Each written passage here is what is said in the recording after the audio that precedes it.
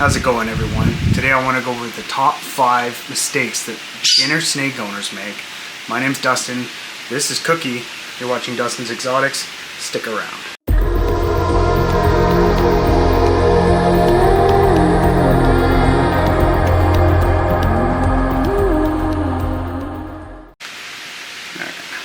So I got a little list that I made up for you guys just so I don't forget anything. Make a few notes, obviously, just so I can, get the message out there.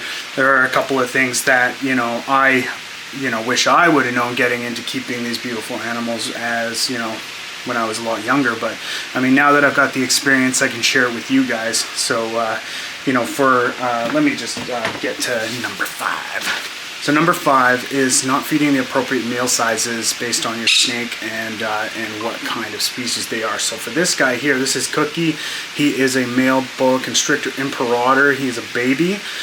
So this guy would be on a fuzzy mouse once every 2 weeks, or I could go a little bit larger than that and give him an adult mouse once every 3 to 4 weeks.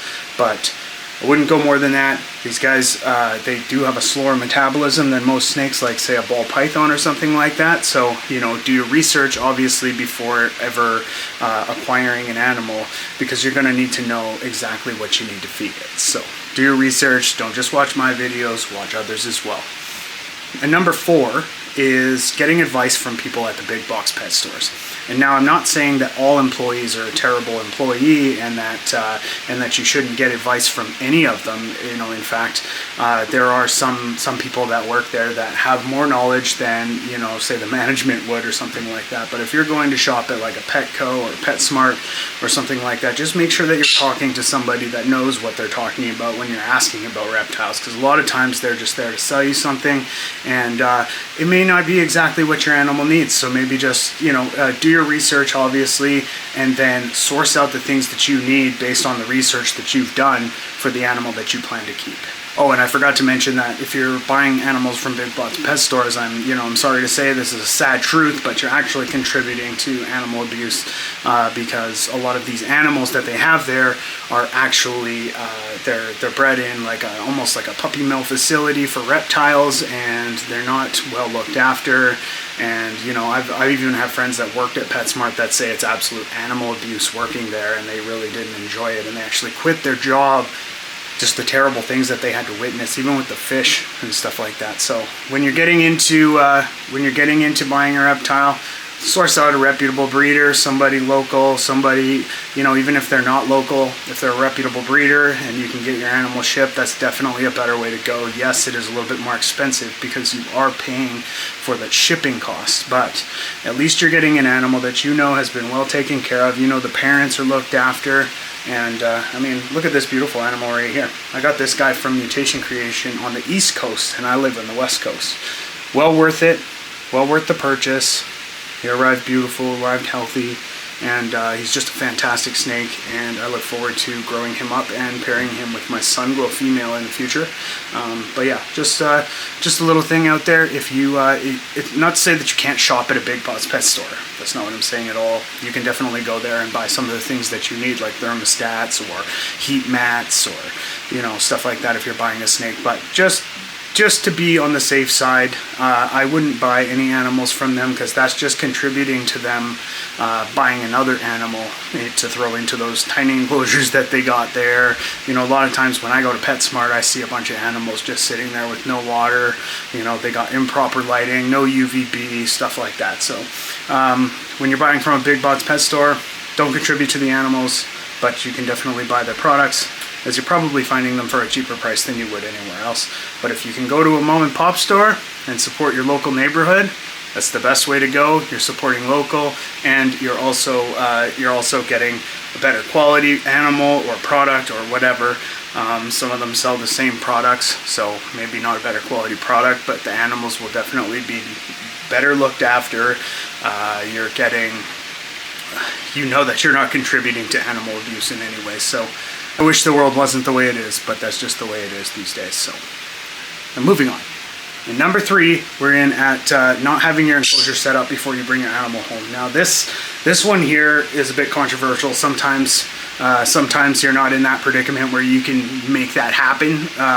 depends on what's happening. But like, say you go to an expo or something like that, I would recommend that if you have an animal in mind, to have something set up for that animal. So just have something set up for the animal so that you know, when you get home, that animal's not sitting freezing and being cold because, you know, you didn't have an enclosure set up and you got, you know, all your heating elements or stuff like that ready to go, but you didn't set it up. So now it's going to be a couple of hours before the enclosure gets up to the proper temperatures and stuff for that animal. So just make sure you have your enclosure set up before you bring an animal home.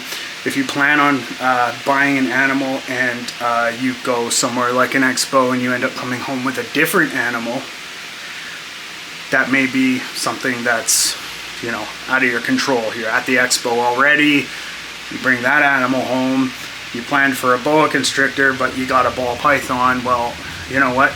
You're halfway there, because boa care isn't that much different from ball python care, other than, you know, these are arboreal and ball pythons are terrestrial, although they will climb. So your setup is probably fine. You just need to change your temperatures just a little bit, but that little fluctuation in temperature isn't going to hurt your animal. So if it's a little bit warmer or a little bit colder, it's not going to kill your animal on the first day. But just make sure you have your enclosure set up, and then that way, you know, if you do bring an animal home, you got something to put it in, right?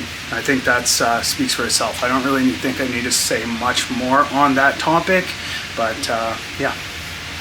Just have an enclosure ready for when you bring your new animal home. And at number 2 is spending too much on unnecessary equipment. Now, there's a lot on this topic. I could do a whole separate video just on this, trying to give you tips and tricks to save money and stuff like that. There are definitely ways you can save money, like buying your daytime bulbs for, like, say a snake, because snakes don't require actual basking bulb to, you know, get the heat that they need. A lot of times, like even like in a 2-foot tall enclosure, you can use 100-watt, like just a light bulb from Dollarama. That'll be totally fine for their day bulb, and then you just have a constant heat source that doesn't have any light on it.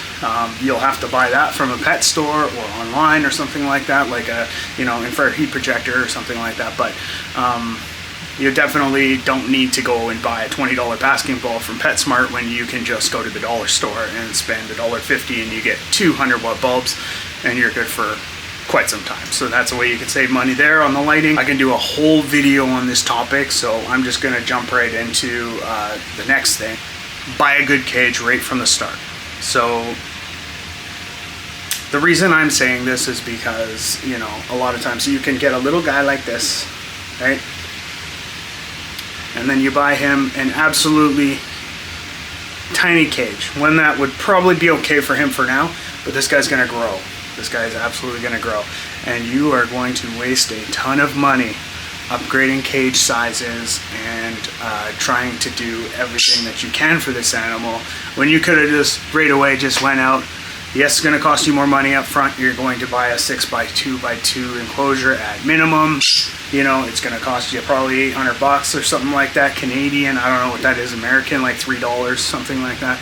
But these guys aren't going to get lost in a massive enclosure as long as you're setting it up appropriately. Lots of places to hide, lots of places to climb, lots of places to do things and go places. You know, that 6-foot enclosure is going to be fine for that animal for a really long time. So you definitely want to make it a good cage, because, you know, your animal's going to live in there for potentially 20 years or so. So definitely buy a good one. Don't cheap out.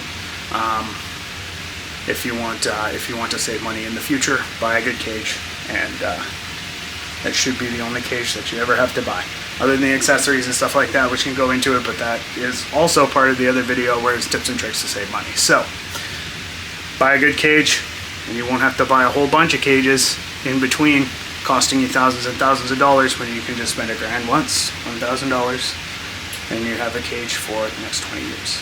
Okay, and topic number 1 is not doing research. This is the biggest mistake beginner snake keepers do, because like a lot of people just don't do their research before they acquire an animal. They're like, oh, that's a beautiful animal, and they just buy it and bring it home, and they have no idea what they're doing or something like that. Or, you know, in the just like what I explained before, is they're asking big box pet store employees on how to take care of these animals and stuff like that. And a lot of the time, these guys don't know what they're talking about when it comes to these animals. So it's kind of hard to base your whole everything off of someone from a pet store that's just trying to sell you something, because that's their job to do that, and that makes them a good employee, but it doesn't necessarily make them, you know, someone that's looking out for the well-being of the animals. And you know, obviously me being a reptile enthusiast, I'm going to steer you in the right direction, because I have these animals' best interests at heart. I love these animals, and I devote my life to these animals, and I think that they should have the best care possible. Yeah, just not doing your research. Definitely do a bunch of research. If there's an animal you're planning to get, watch a bunch of different videos. There's tons of like things you can watch, probably Wickens, Wicked Reptiles, who else? Dave Kauffman. Honestly, like you guys, Dave Kauffman's channel is absolutely amazing, and I honestly use his channel more than any other channel to find out the care and husbandry for these animals, because he goes out into the wild, and everything that he does is out in their native ranges and habitats, and he takes readings of UV and heat and humidity and everything like that, so that we can better take care of these animals in our homes. So if you guys haven't checked out Dave Kauffman's channel, I'll leave a link in the description. You can go check that out. Absolutely fantastic channel. If you want to learn anything about most animals, this guy's been out everywhere, and he can show you. He'll take you on these rides, on these videos, and they're absolutely fantastic videos. A lot of fun. He's a great guy. Guy got dad vibes from him. He's definitely like a father figure or something like that. But you know, that's getting a little off topic. But anyways, Dave Kauffman, amazing guy. Go check out his channel. Link in the description below.